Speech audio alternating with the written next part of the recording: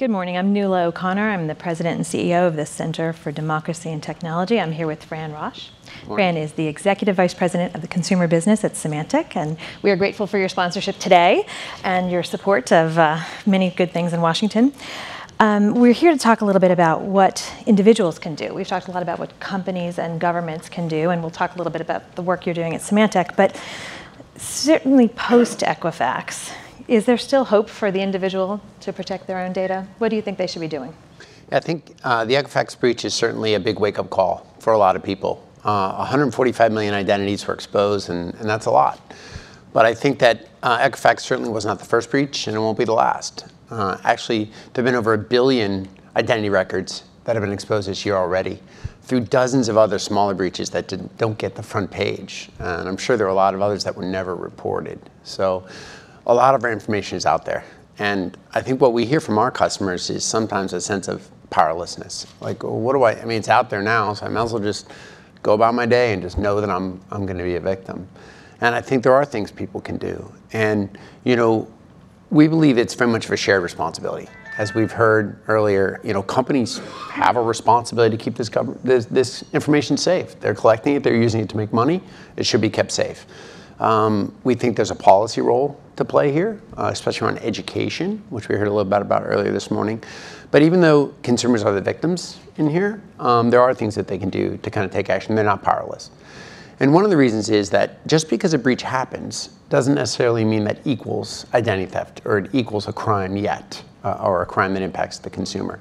Sometimes the cyber criminals will sit on this information for months or years before it actually gets put into impact. There's the black market where this information flows out there. So there are things consumers can do. And we kind of, when we talk to our customers who are not always super tech literate, we try to use analogies, and one we kind of do is flu season. And when flu season comes on, we don't just sit there and do nothing and say it could happen. We try to protect ourselves, we monitor, and we take action. In that analogy, we protect ourselves by maybe getting a flu shot and washing our hands. We monitor for coughs and symptoms. We can stay home if we're sick or go see a doctor. Well, I think there are things that we can do as consumers to protect ourselves. And as part of the Equifax breach, we've heard a lot about credit locking or credit freezes.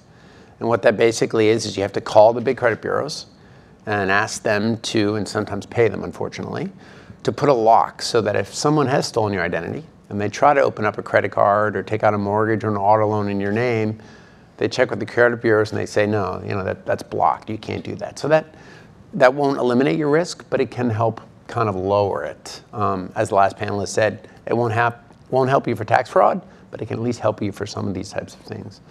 A lot of banks now are offering two-factor authentication. We recommend if it's out there, take advantage of it. If not, ask for it. Not silly things, simple things like better password management. These things will help kind of prevent you from becoming victims. You should also monitor, look at your credit reports, look at your credit card bills, look for weird things that could happen. And if you find problems, take action. Call the banks, get these things cleaned up before they become bigger problems. So there are things people can do to take action before they become victims. At CDT, we call that good data hygiene. We also recommend good VPN use and care about the data you hand out online. I will say this, not to be giving Equifax a hard time this morning, but in trying to do credit freezes, I successfully did that for myself. I could not do it for any of my minor children. So all of you in the data broker world, we're coming for you next. Anyway, that's some of the things we can do today. What do you see coming down the road? What changes would you like to see either in the individual behavior, company behavior, or the policy environment? Well, I think one of the things that we'd like to see is just kind of more consumer control, more consumer participation, more consumer privacy.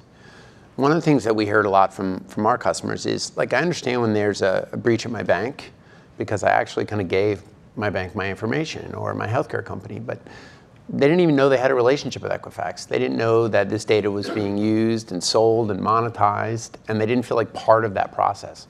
So we think there's a way consumers have to be brought into the system and given some level of control and say, okay, I authorize you to use my data for these services. And if you're going to use them for any other reason, you have to check with me and let me give some sort of approval associated with that. So I think more consumer control, more consumer privacy, in this whole ecosystem, because a lot of people are making money off all this data, and we think consumers should have a strong say in that.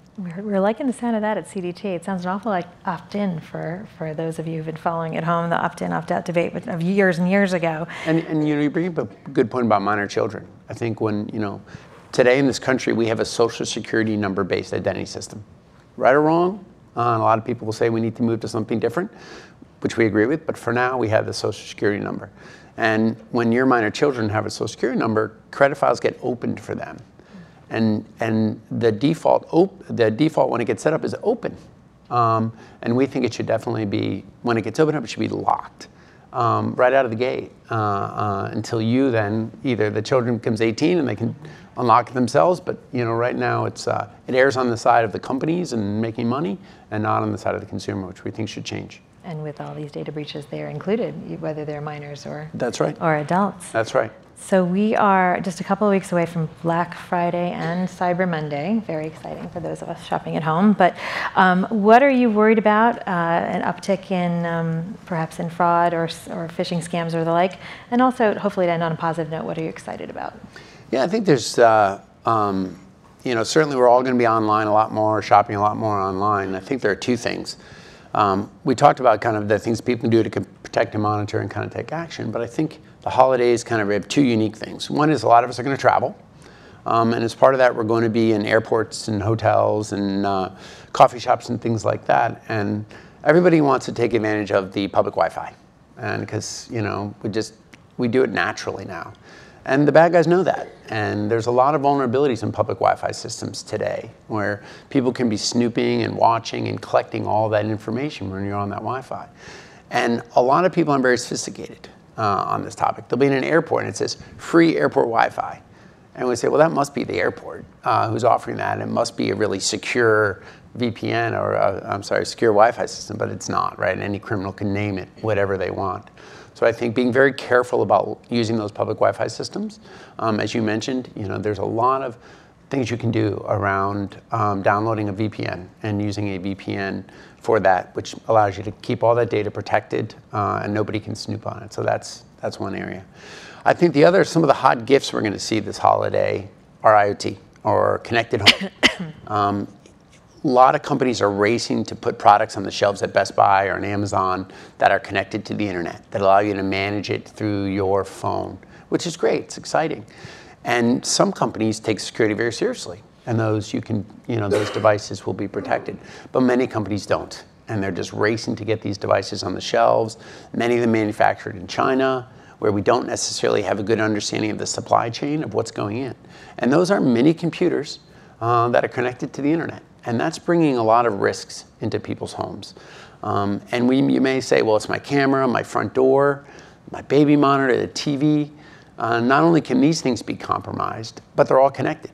If you put a weak refrigerator in, the refrigerator becomes a vulnerability point that then they break into your router, and all of your information is flowing back and forth through that router out to the internet, where it can be collected, spied upon, corrupted. So I think people should be really careful as they get into the holiday season and take advantage of those things, but also kind of put security front of mind.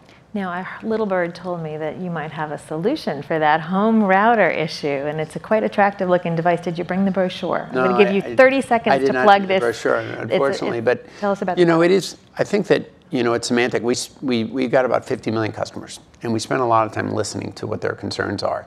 And for many years, for us, those concerns were around protecting their devices, their PCs. And a lot of progress has been made, as we saw with the WannaCry virus and ransomware, not solved. But their concerns have evolved. Identity theft has become a big concern. In the past, I think Equifax has kind of really risen to the top. We recently acquired LifeLock, which brings kind of a new solution to help kind of protect identities. But also, when we looked at that connected home, it's very difficult for consumers to distinguish between what's a good camera and a secure camera and an insecure camera, a secure TV or an insecure TV. So we've created a router called the Norton Core that can sit in the home and kind of provide sort of an umbrella protection over all those devices. So as a consumer, you don't have to necessarily understand which ones are safe or which are not. You can just kind of be confident that by putting the Norton Core, which is attractive, thank you, kind of give that good protection for the home. So even though consumers are absolutely the victims in these types of breaches that happen. We're trying to kind of empower them with education as well as tools that they can stay safe during the holidays and year-round. Sounds good. And thank you so much, Fran. Thank you, for your Nuala. sponsorship. Pleasure. We'll turn it back to our host at the Washington Post. Great. Thank you very much. Thank you very much.